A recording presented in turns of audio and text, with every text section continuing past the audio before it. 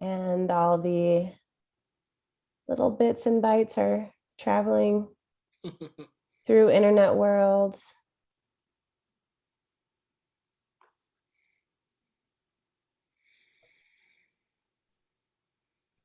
And with that, we are officially live for this week's edition of the Black Freedom Lectures. I am so happy to see you. Welcome. Thanks for being here. I'm Eve Ewing. I'm the curator of the Black Freedom Lectures, coming to you live from the city currently known as Chicago, which is the occupied lands of the people of the Council of Three Fires, the Ojibwe, Potawatomi, and Ottawa nations, as well as the Menominee, Miami, and Ho-Chunk nations.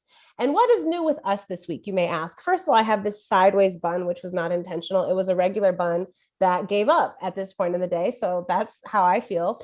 But there's more going on with us. Tomorrow we have a new lecture dropping from Dr. Ruha Benjamin. It is on race and technology. She is the bomb. If you have heard about facial recognition technology being used to arrest Black people, if you have heard about how self-driving cars are more likely to hit Black people, or if you have ever been unable to get the soap dispenser in the bathroom to work and you wonder if it is because of your skin tone, this talk is for you. You can catch it right here on our YouTube channel tomorrow at 6 p.m. Central Time. Next Thursday, 1 week from today at 6 p.m., Dr. Benjamin will be joining us for a live Q&A session. You can ask all your questions about race and tech. And as always, if you can't remember any of the dates or times I just said, you can sign up for our newsletter at blackfreedomlectures.org/newsletter, and everything will be sent to you in the magic of your inbox. Now for this evening's conversation. First, as always, I want to say thank you to our team, Imani Legron and Siando Mahutsua, as well as our ASL interpreter, best in the business, Barbara Williams Finley, and our friends and colleagues at the Center for the Study of Race, Politics, and Culture and the Mellon Foundation. Now that I have completed the announcements, please join me in welcoming our special guest for this week. Ashon Crawley is a visual artist, a writer, and a teacher based currently in Charlottesville, Virginia. He is an associate professor of religious studies and African American and African studies at the University of Virginia. He's the author of the recently award-winning Lonely Letters, just won a Lambda Award. Congrats on the Lammy. And Black Pentecostal Breath, The Aesthetics of Possibility, which was published in 2016. He's currently at work on a book about the Hammond B3 organ, which we're going to talk about this evening. And the book is also about the Black church and sexuality. His artwork, which I'm going to go ahead and flex and say I have some of the artwork in my house. Very proud of that.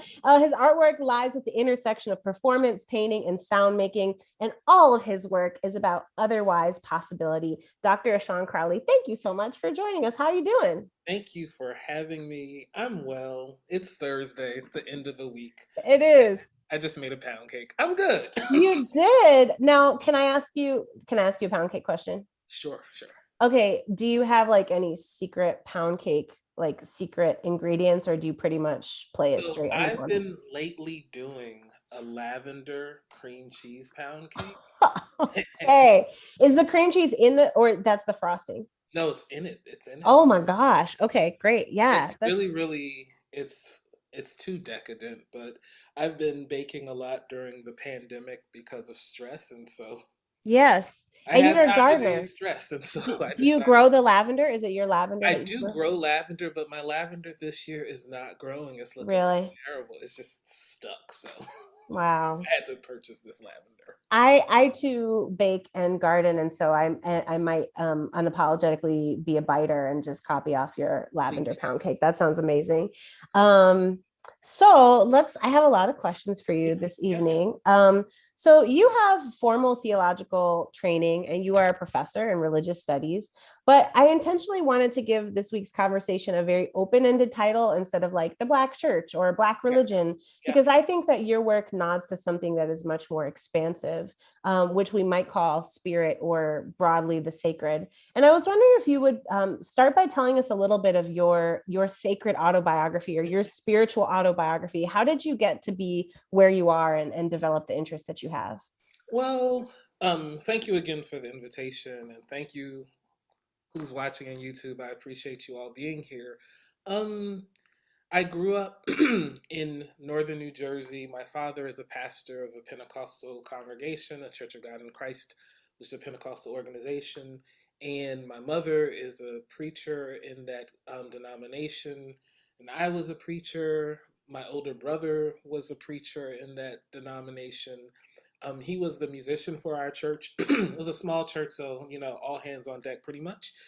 He was the musician for our church. He played the Hammond organ before he went to college, and then he went to college. We didn't have a musician, and so I started learning how to play the Hammond. And so I was the musician for the church. I was a choir director for the church, and then I moved to Philadelphia to go to University of Pennsylvania for undergrad, and I immediately started the New Spirit of Penn, um, which is the gospel choir at the University of Pennsylvania. I was a musician for several churches in Philadelphia. I had constantly had a very deep sense for and of spirit. And I was really, really conservative when I was a kid, too. A lot of the things that I think now were things that I would find reprehensible and couldn't understand when I was a child. But I was always in church. One of the first things I did when I moved to Philadelphia from New Jersey was to find a church home. It felt more necessary for me to have a community of people that I could rely on spiritually than even like choosing my classes, which literally I found the church before I chose classes. It was that important to me. And so from a very early age, just having this sense for the divine, having a sense for something that was more urgent, that connected us to one another, being deeply imbricated in the music and implicated in the music, being a choir director and a musician, I really enjoyed directing the choir. I joined a church in Philly, probably 2003, the end of 2003, and immediately became the youth choir director for this kind of huge church, even though no one knew me. I was really good at directing the choir.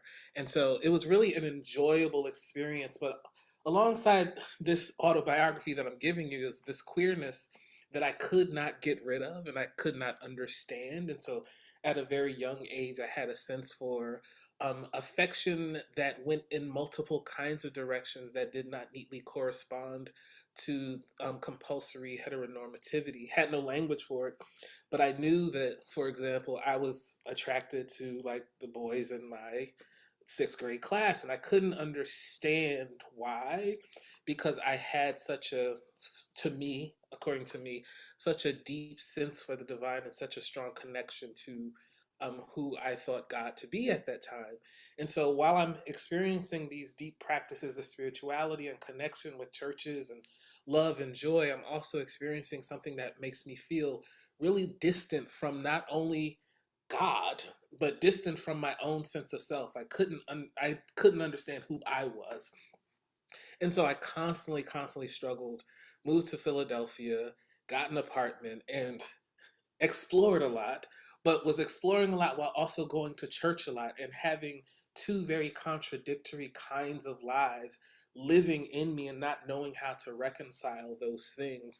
And so towards the end of my time at University of Pennsylvania, I started in 1998 and I graduated in 2003.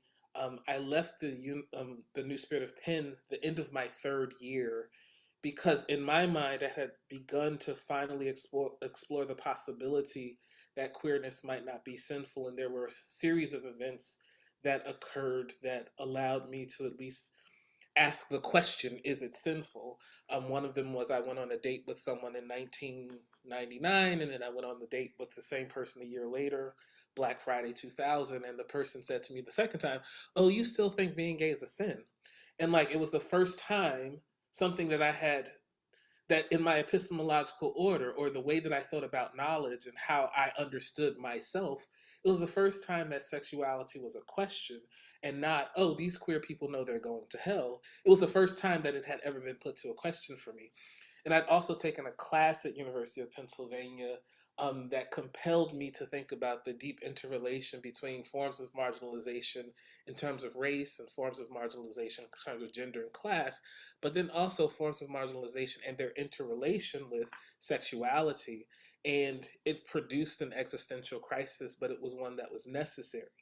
And so I wrote this article for the Daily Pennsylvanian that was about the relationship between homophobia and sexism.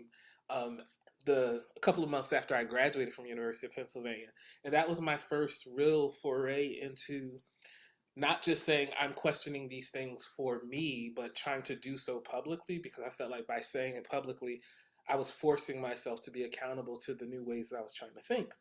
And so I went to seminary in 2005, and that's when I started declaring myself to be agnostic. I stopped going to church. I was a chaplain at Metro State Women's Prison for the first year of seminary. And our job was to go to the prison every week and to preach to incarcerated women. And I felt like we were being asked to placate, and I felt like we were asked to pacify.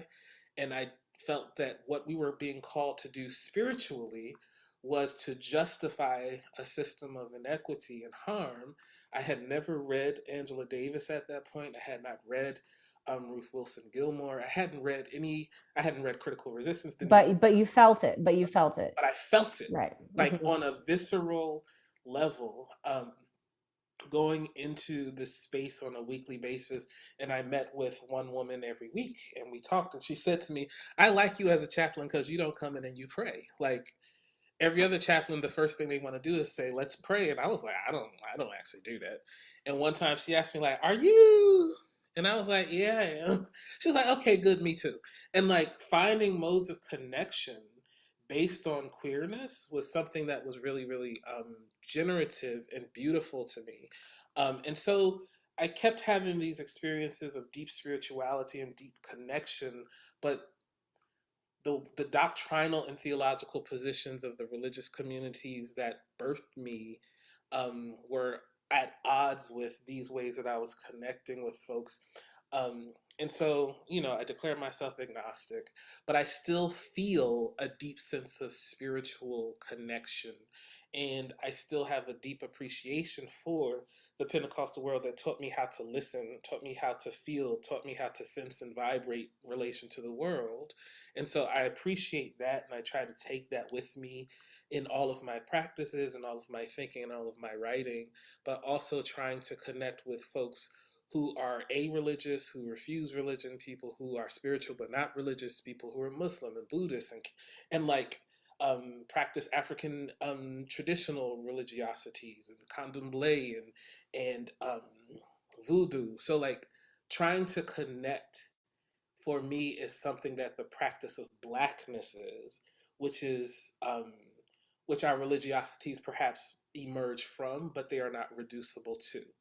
I don't know if that answered the question. Oh my gosh, yes, that and gave me 7 more questions, but something I want to say about your something I really appreciate about your work and your what you do and what you put into the world is that I hear what you're saying about early in your life feeling a schism between, wait, I might be a queer person, but how can that be because I'm also this deeply divine person?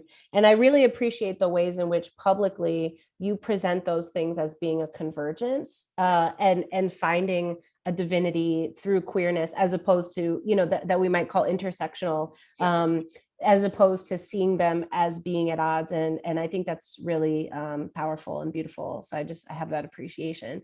Can I just say that it feels really important to me to do so publicly because, for example, when I was the director for the New Spirit of Penn, and the choir was asked to sing as a part of Q Penn, which is the queer week of celebrate or the celebration week for queer folks at the University of Pennsylvania, I remember saying to the board of whatever we were called, we're not singing for them. Wow. And the people on the board were like, "But why?" You're wild, right? And I said, "Because we don't want to give them the impression that we're okay with their sin," right? That Wow. there was this complete way that I was able to distance myself from the very thing that I was caught up in. Mm-hmm. And I did it publicly. And so it feels really necessary to be just even more emphatically public about the fact that queerness is not like this sinful thing or this thing to renounce, but is this deep joy, is this deep pleasure, is this deep love. Um, because it was so very easy for me to be able, and I'm 100% sure everyone on the choir was like, you get where I'm going.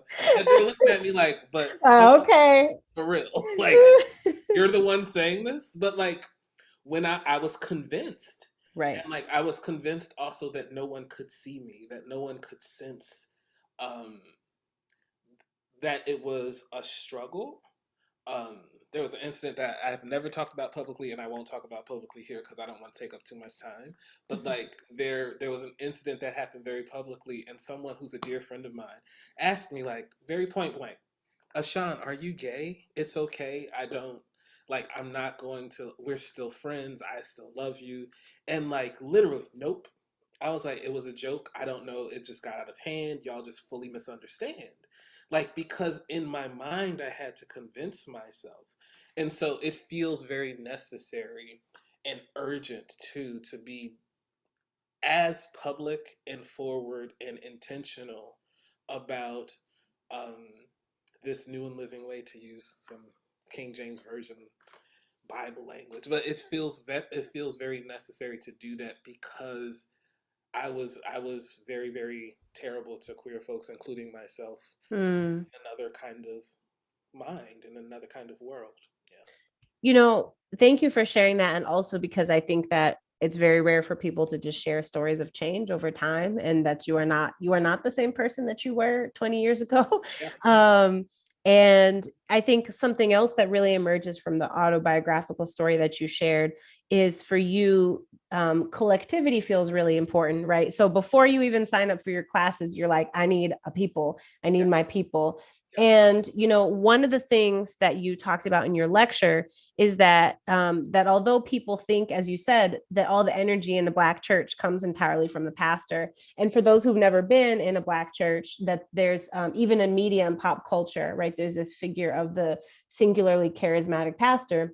You tell this amazing story in your lecture about how there's a conflict before the service, and as a result, the organist sabotages the sermon, and the sermon becomes boring. And so I was wondering if, and to me, that's a testament about the role of this collectivity. And I was wondering if you could talk about the role of collectivity as you see it in Black divine sacred life and Black life in general.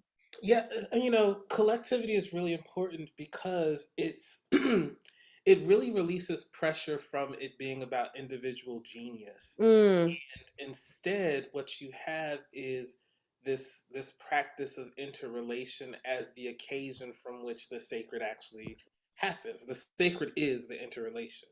And so, like that story that I tell at the beginning about this pastor preaching and the son gets mad, and so the son is like, I'm not going to play, shows that what is necessary is this relationship between this person who is preaching and this musician who is playing. And right. when that relationship is severed, or if there is something that is in the way of it, if there's an obstacle, then the relationship between cannot happen, and thus the entire community is affected by that.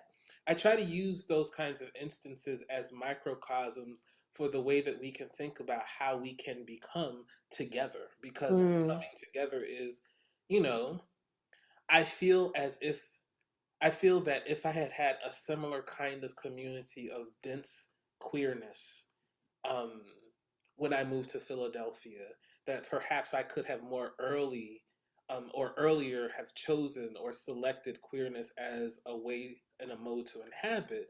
But because there was not a community with which I could find, and because the church community was the one that I was familiar with, and I knew if I find a church in this organization, the people will find, they will be kind to me, which turned out to be the truth. That I felt that I feel that had the community, a certain kind of constitution of community, been possible and available, then I perhaps could have made different kinds of choices earlier on. And so for me, constantly trying to think about how can we make evident the fact that community already exists? How can we make evident that the practice of otherwise is already here, and that all we have to do is point out otherwise and say, it's happening here. If you want to join up with it, we're not going to coerce you. We're not going to right. push you. But like, if you want to join the struggle for abolition against imprisonment, then there are people who are doing the work. And so let's find Mariam Kaba, and let's find Ruthie Gilmore, and let's find the folks who are engaged in this work, in this struggle, and join that work. And so that's to me the importance of collectivity, is that they're constantly doing the work, and if they can make, in the ways that they make themselves available for us to join them, is really really important. Yeah, that's so powerful. I mean, I've been thinking a lot my grandparents are on both sides are very involved in the church. And I think a lot about the modes of collective efficacy that are possible in church spaces that, as someone who doesn't regularly go to church myself, I worry a lot about the ways in which we are maybe not sufficiently replacing those modes of collective efficacy as regular church membership becomes less and less of a part of life for people of our generation and coming up, as well as like singing. But speaking, and I saw, I remember people starting to talk about like coming into what it means to have the first generation of R&B singers that wasn't necessarily raised in church. But I digress. Let's continue talking about music. And maybe you could tell us a little bit about the book that you're working on now about the Hammond B3 organ. And I know you also have a clip that you wanted to share with us. So you can share the clip and talk, or talk and share the clip, whatever works for you. Well, I'll say really quickly, and then I'll share the clip. I'm working on 2 books about the Hammond organ because I'm weirdo. One Amazing.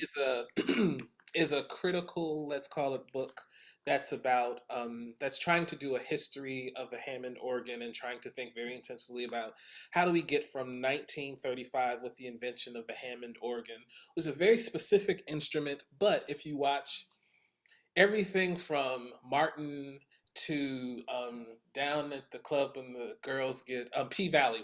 Is that what it's called? P Valley? Oh yeah, that's a new show that I haven't watched, but I believe that's what it's called. Yes. Yeah. Well, y'all know who I'm talking about. On that show too, there are church scenes, right? And in the church scenes are this instrument, this very massive brown instrument. It's a Hammond organ.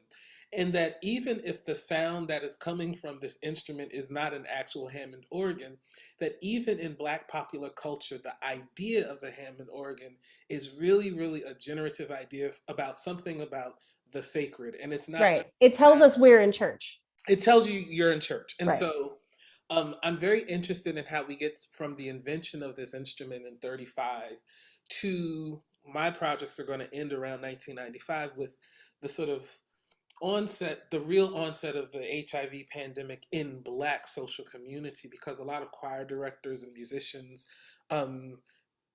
are people who are living with HIV in the 80s and the 90s and are dying and are being disappeared from churches. And there is no collective mourning at all. There is no collective reckoning with the fact that lots of these musicians and choir directors and singers are being lost. There's just a desire to move on. And so one of the things that I'm trying to do in both of the projects, so one is a critical project, and then the other is a fictionalized project, that takes or creates 6 or 7 short stories about musicians who play the Hammond organ and their relationships with churches. And so in both of them, I talk about the sound of the Hammond organ and the efficacy of the Hammond organ for producing a kind of social space where the sacred can happen. And so I want to play an example of what this sounds like. And the example of what it sounds like it's from I pulled this video from YouTube. The pastor she passed away last year. Her name is Iona Locke. She's based in Detroit, Michigan, pastor of the church, Christ Abyssinian Ministries. And she's praying during a church service right before her sermon. And the musician who's playing the Hammond organ is named Damian Sneed. And so I referenced this in my lecture, but the video or the sound clip wasn't shown. But today is the day. I got it now. Today is the day. It's 3 minutes, 20 seconds. Let's listen to the whole thing. Let's do it. It's for the spiritual that I'm talking about. Absolutely.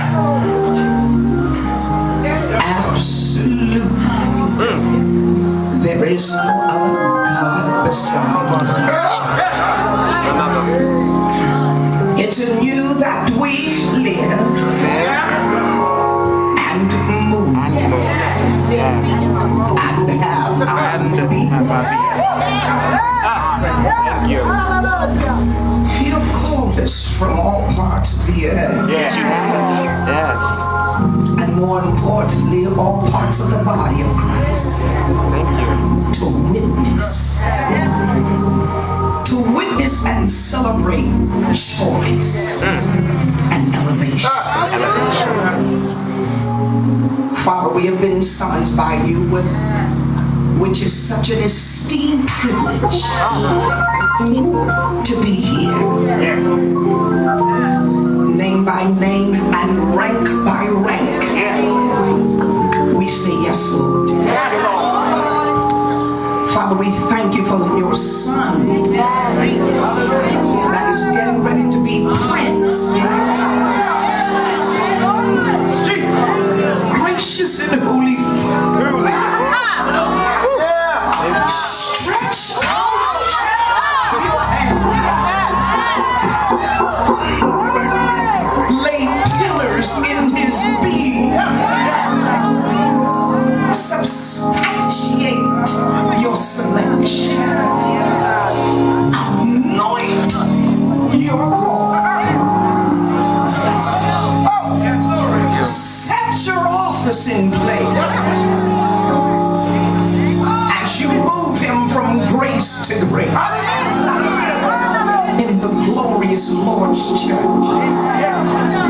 Now, Father, we call on the very power and the auspices of the Holy Spirit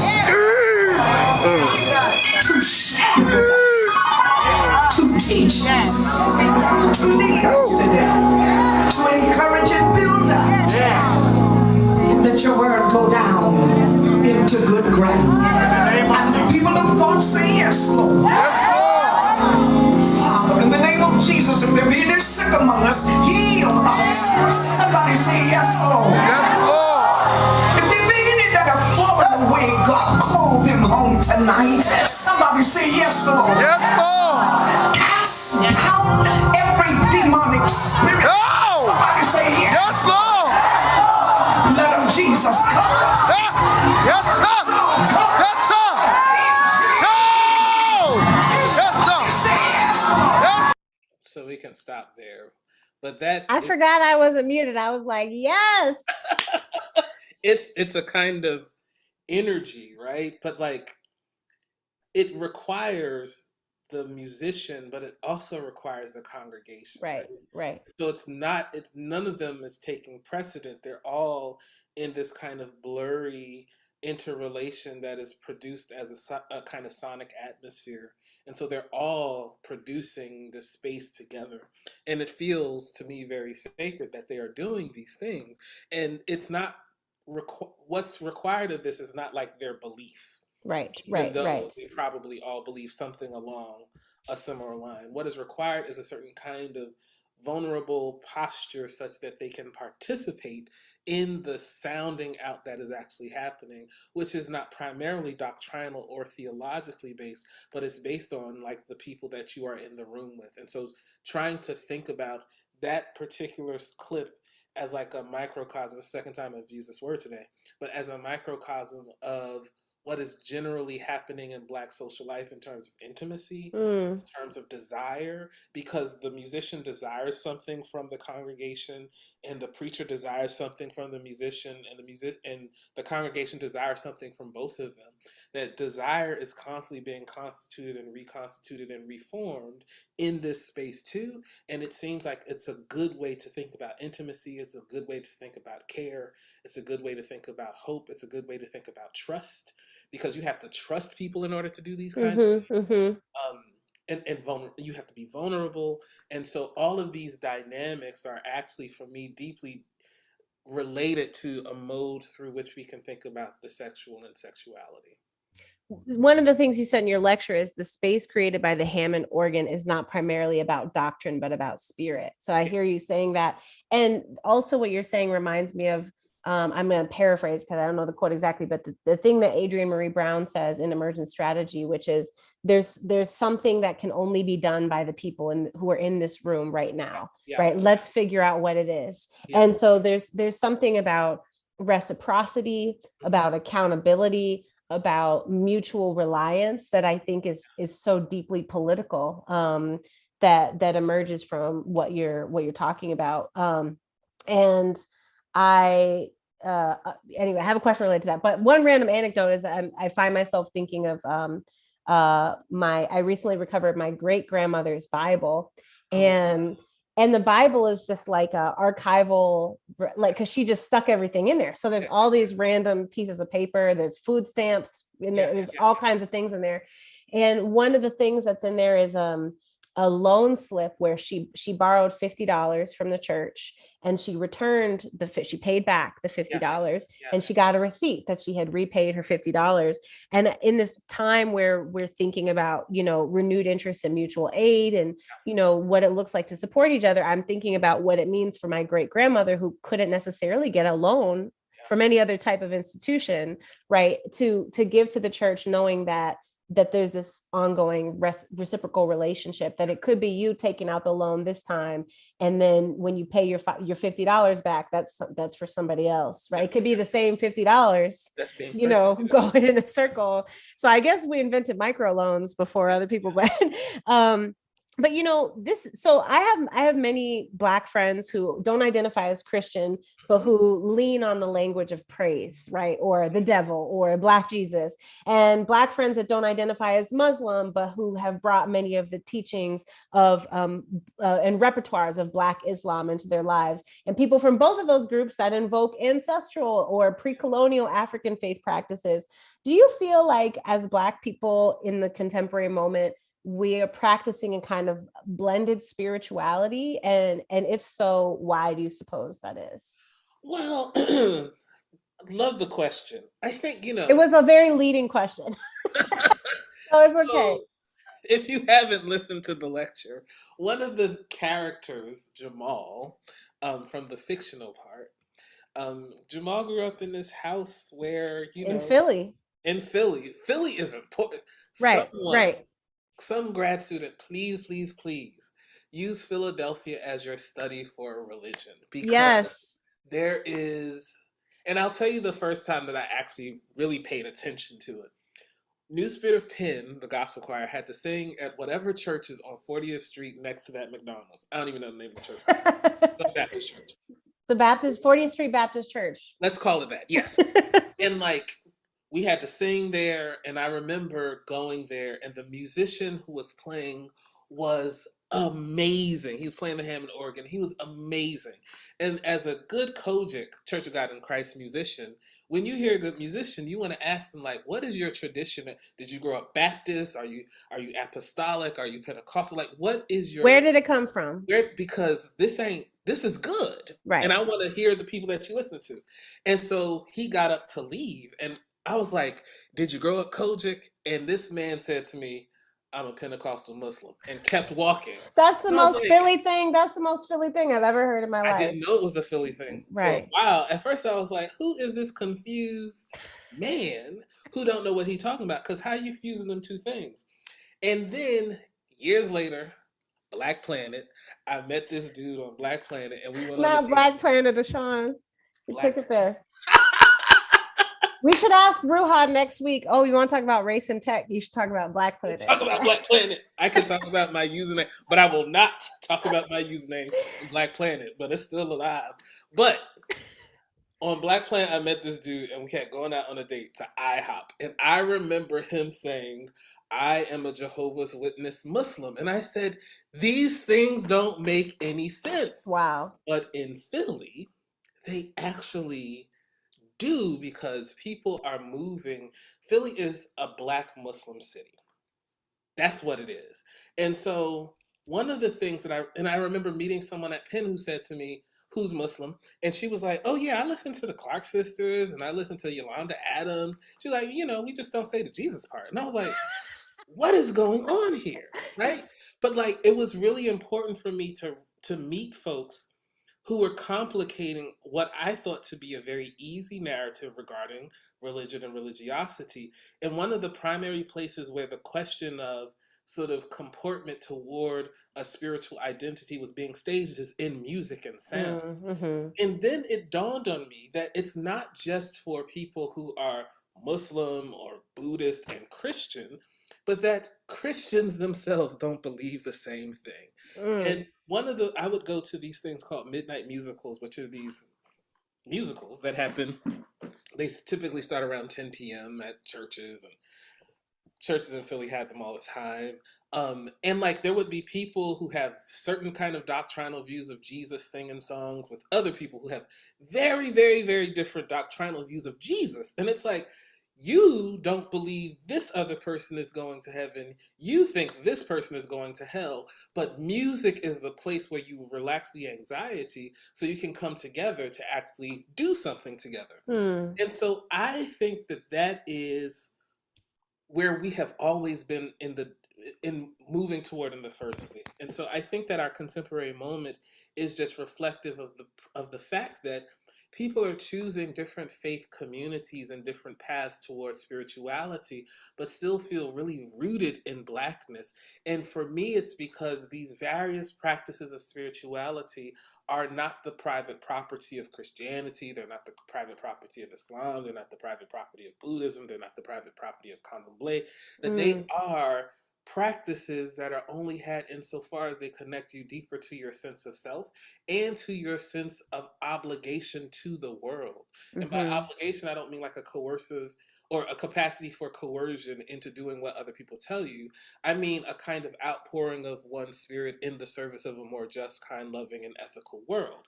And so like when we are doing those kinds of things, it don't matter. And so like it doesn't surprise me now.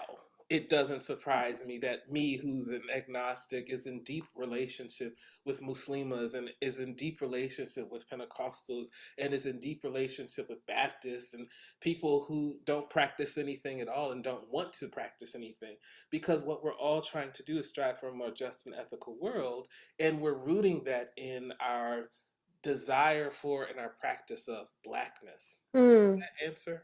Yes, yes. I mean, so related to that, do you think that anecdotally, I feel that more and more Black people are also being drawn to try to understand African originated spiritual practices that have been severed through colonialism, through slavery? And do you feel like there's something about the political moment in which we live that is drawing people towards that? Do you have any thoughts just on the kind of resurgence of interest of African religion, pre-colonial African religion?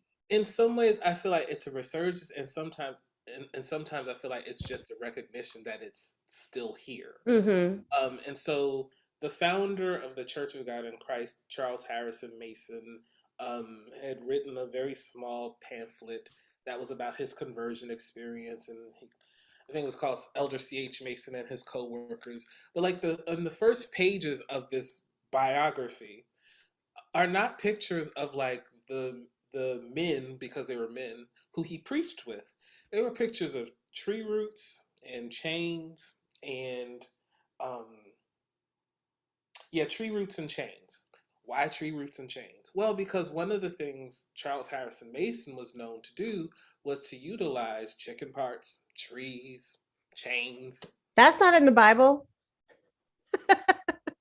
as examples for Mm-hmm. his sermon. But it's like he also talked about how he prayed for the kind of spirituality and spiritual fervor like the old people had. This is a man born in the 1860s. Who the old people?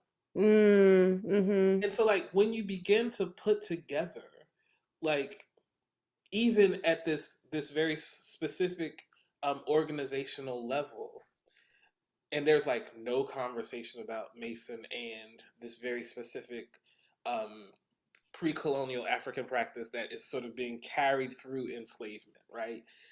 There's very little conversation about what that actually means and why we have forgotten that intentionally in order to become more doctrinaire.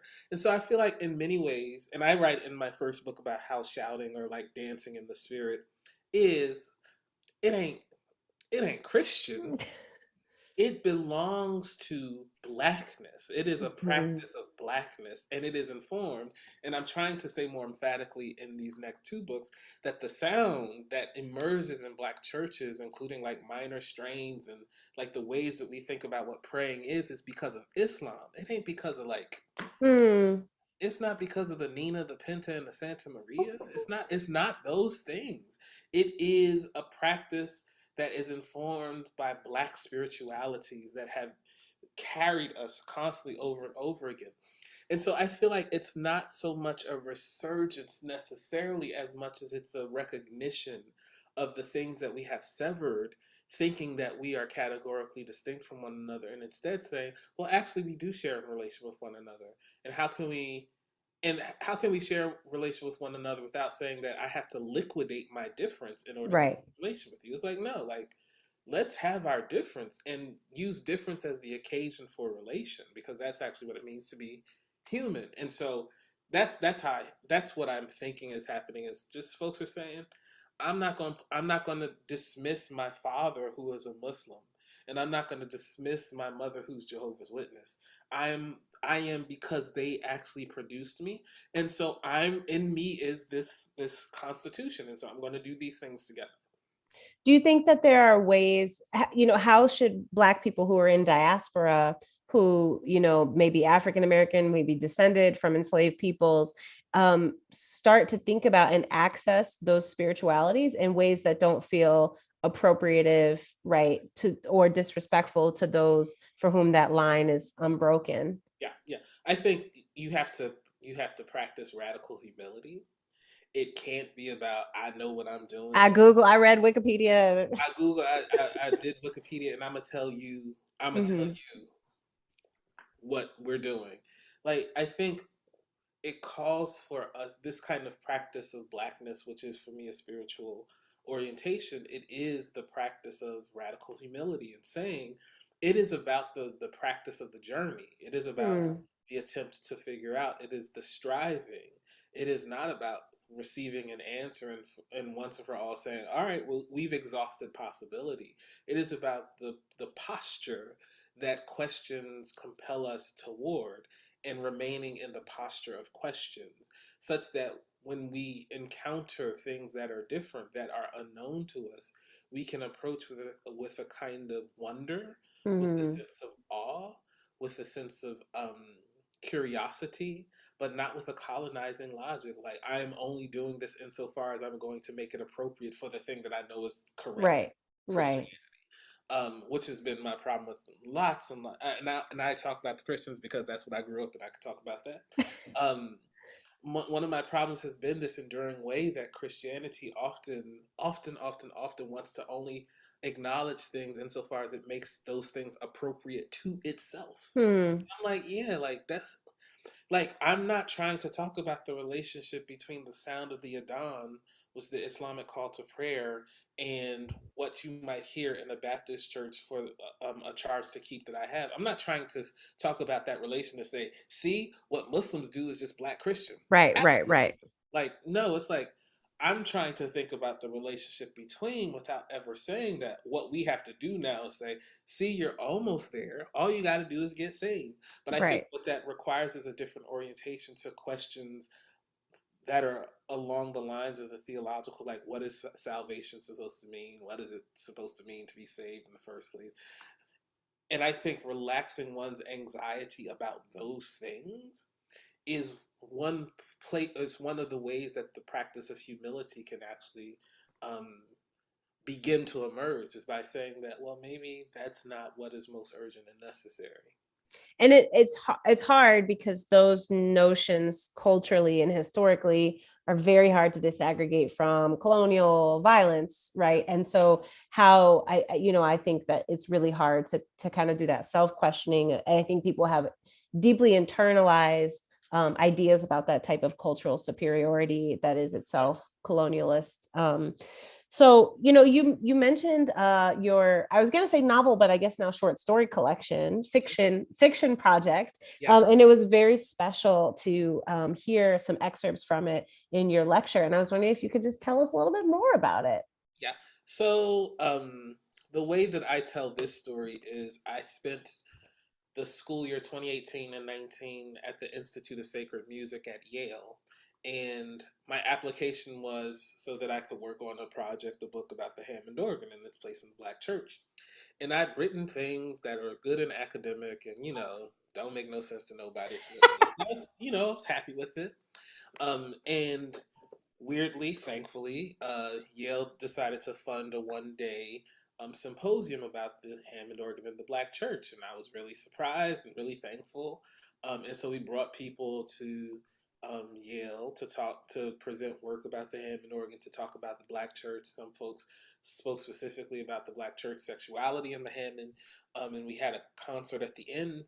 But one of the people who presented is Fredara Hadley, and she talked. At the end of her talk, she said, "This part that I'm going to say is not a part of my talk at all, but I just feel Mm. to say that." I grew up in the 80s and the 90s in Florida, and I remember musicians laboring for these churches who were dying, and like Mm. no one's saying anything.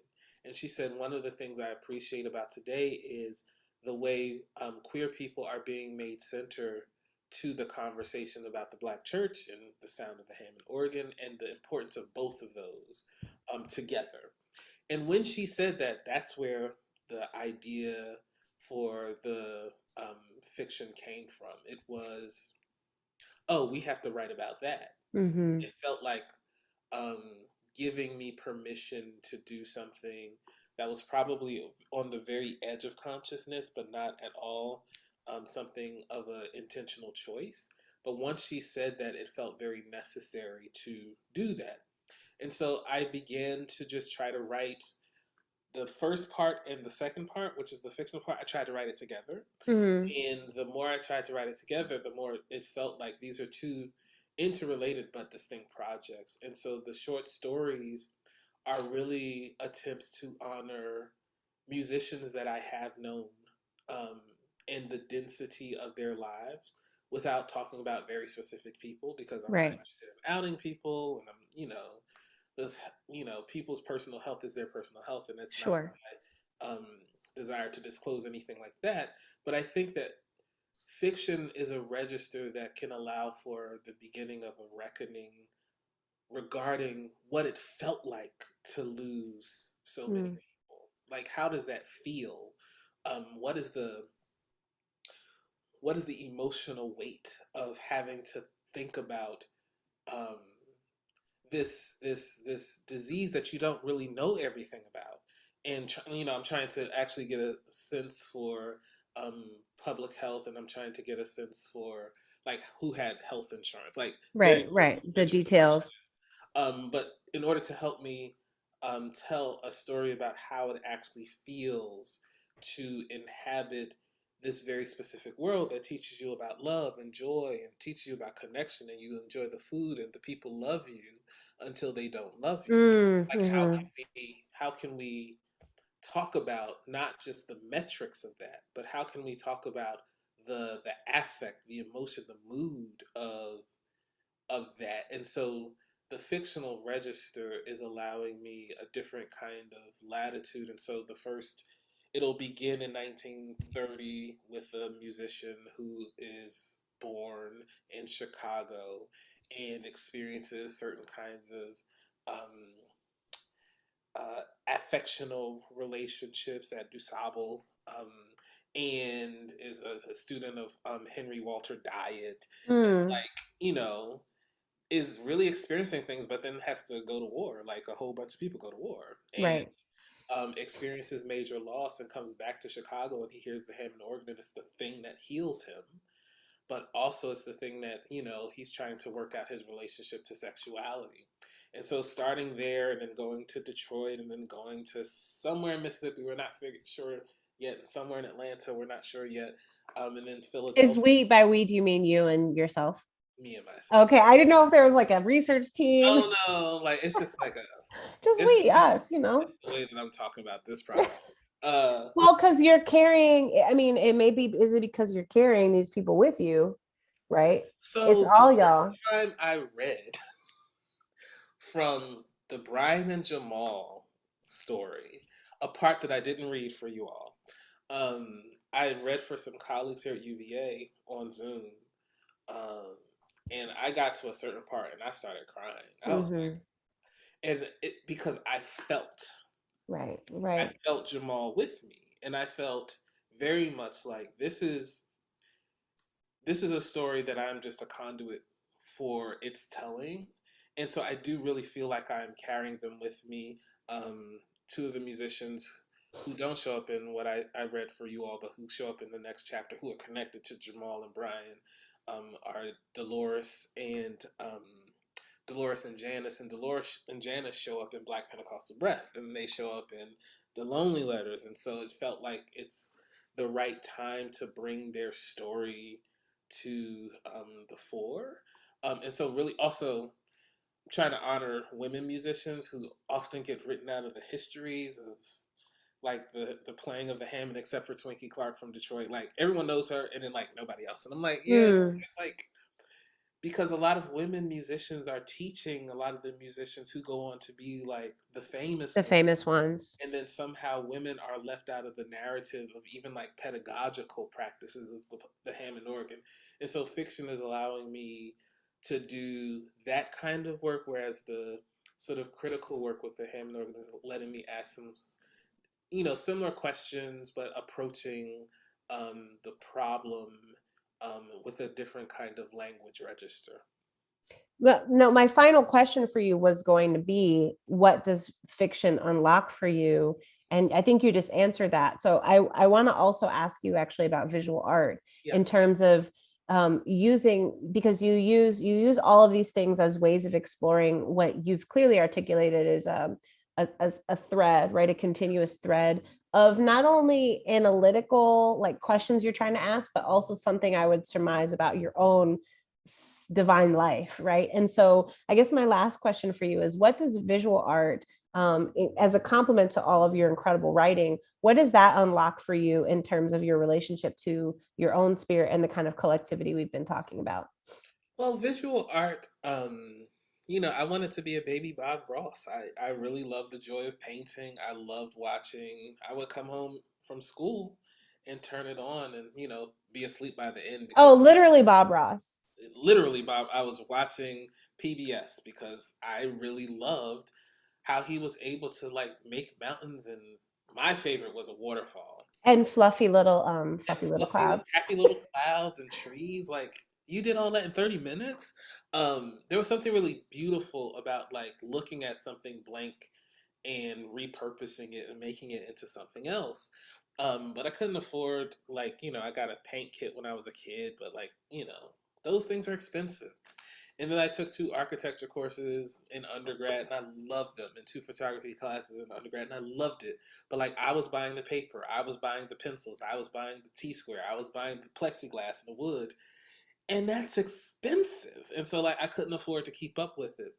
I feel like in the same way that I talked about like a return to spiritualities that have already been here, I feel like visual art is a return to a lot of things that I have always wanted to explore and think about, or a register in which my thinking has always happened, but I haven't had the material in order to implement it.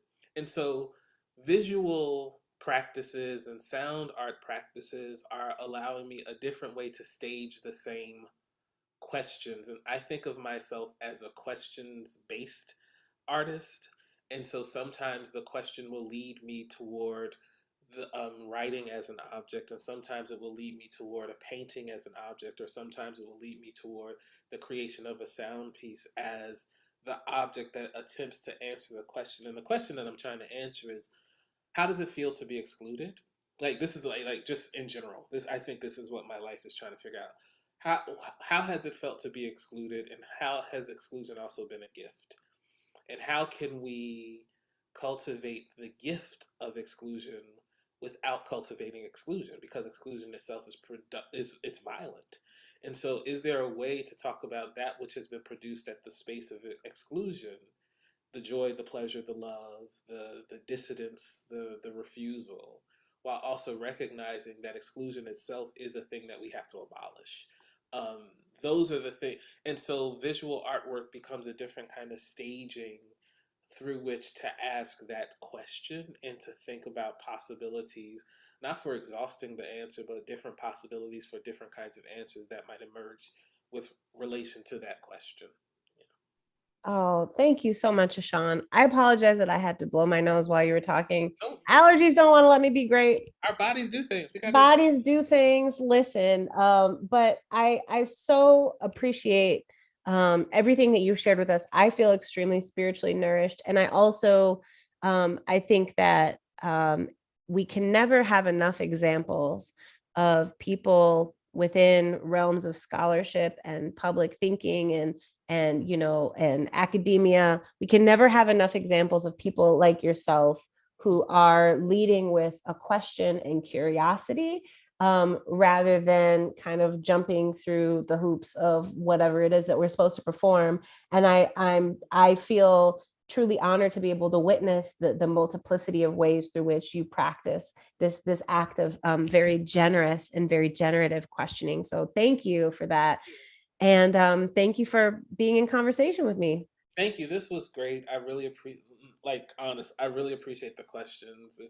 It's a joy to receive charitable and generous engagement, and so I don't take it for granted at all. And so, Thank you.